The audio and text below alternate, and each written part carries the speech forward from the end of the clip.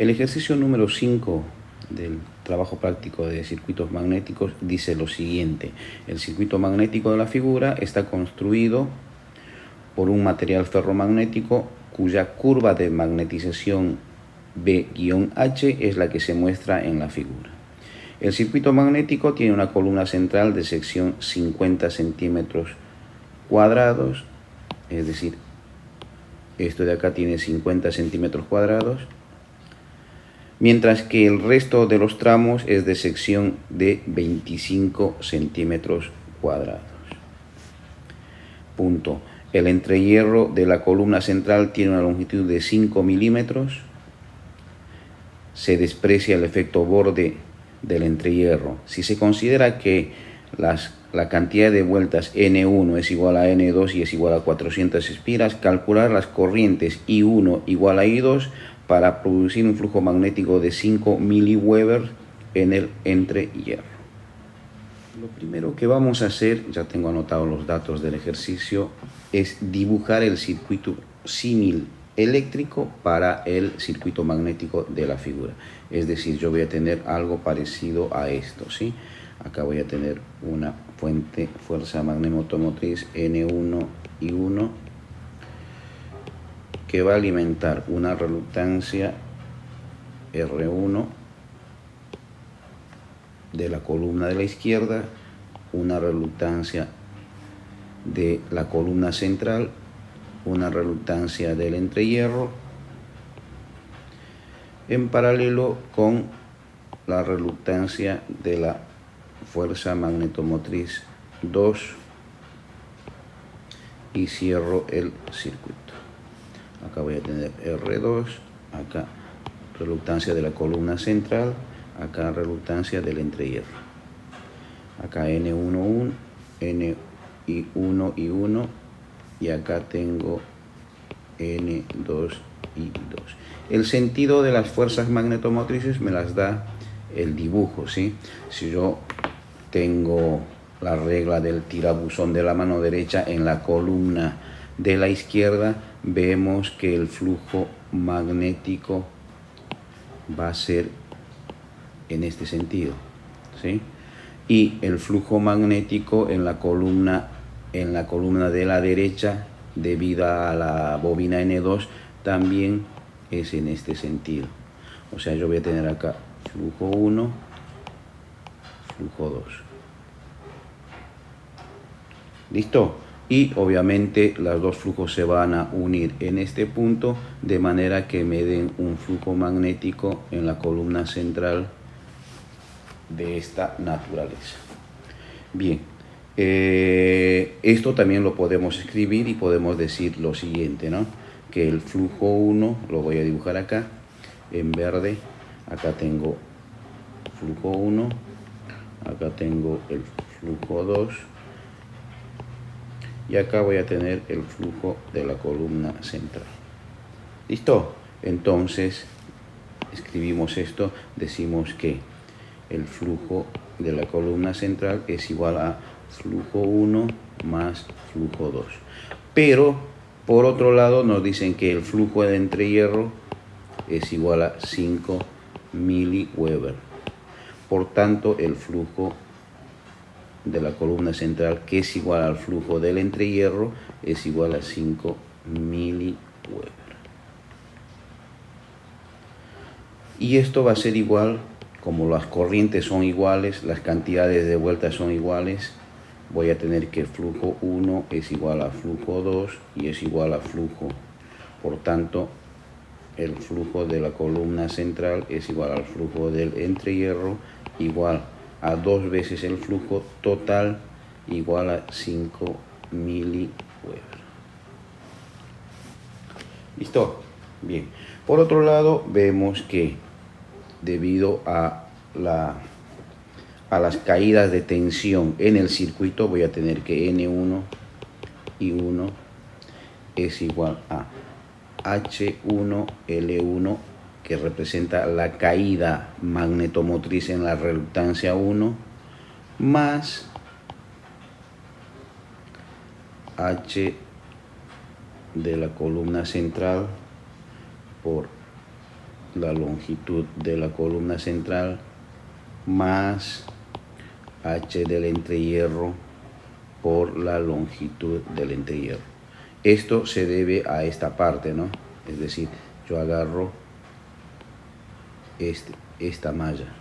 Esta malla es la que estoy haciendo. Puedo hacer también esta malla, puedo hacer también esta malla. Y esa malla sería N2 y 2 es igual a H2L2 por la reluctancia R2 más HCCLCC de la columna central más H del entrehierro L del entrehierro. Cualquiera de las dos ecuaciones es válida para mi análisis. Bien, la inducción magnética en la columna de la izquierda B1 será igual al flujo 1 sobre la sección de la columna 1 o de la izquierda. Pero, ¿cuánto vale el flujo 1? El flujo 1 es igual al flujo 2 y según esto es igual al flujo. Pero esto es igual a 5 miliweber dividido 2 debido a esta relación. ¿Ya? Por tanto, el flujo 1 es igual a 2,5 por 10 a la menos 3 Weber. Teniendo esta ecuación, voy a tener que B1 es igual a 2,5 por 10 a la menos 3 sobre la sección de la columna 1 que vale 25 por 10 a la menos 4 metros cuadrados. Esto me va a dar como resultado un valor de 1 Tesla. Si vamos con 1 Tesla a la curva de acá, tenemos 1 Tesla, está acá, y vamos a la curva, y la curva nos dice que tenemos 200 amper vuelta por metro de intensidad de campo magnético. Es decir, H1 es igual a 200 amper vuelta sobre metro. Bien, ahora tenemos que calcular el valor de L1. Y L1, lo voy a remarcar, viene desde este punto, hace esto y viene acá. Es decir, esta es la longitud que tenemos que calcular para la L1. Y L1 tiene lo siguiente. Si yo vengo por acá, lo voy a poner así. Y L1 la puedo calcular de la siguiente manera. Son 80 centímetros, es decir, L1 es igual a 80 centímetros, que es el alto total de la estructura, menos 5 centímetros acá. Acuérdense que estamos midiendo la longitud media, menos 5, menos otros 5 acá, menos 5, ya tenemos esta altura.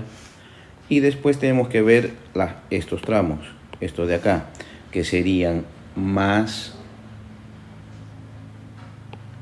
2 veces, porque son 2 tramos, uno, este es 1 y este es otro, 2 tramos de 45 centímetros. ¿De dónde vienen estos 45 centímetros? Tenemos acá la mitad, son 50, ¿sí? Acá tengo 30, por tanto voy a tener 30 más 10 de esta mitad, 40, más 5 de acá, 45. Como son 2, tengo 2 por 45. Por tanto, L1 es igual a 160 centímetros. Ahora, con este valor yo ya tengo la caída de tensión H1L1, que va a valer 200 por 1 4,6 y esto es igual a 320 amper vuelta. Tenemos campo magnético, mejor dicho, en la columna del medio va a ser igual a el flujo magnético que pasa por la columna del medio, y el flujo magnético que pasa por esa columna es la suma de los dos flujos, flujo 1 más flujo 2, dividido la sección de la columna del medio, y esta es 50 por 10 a la menos 4.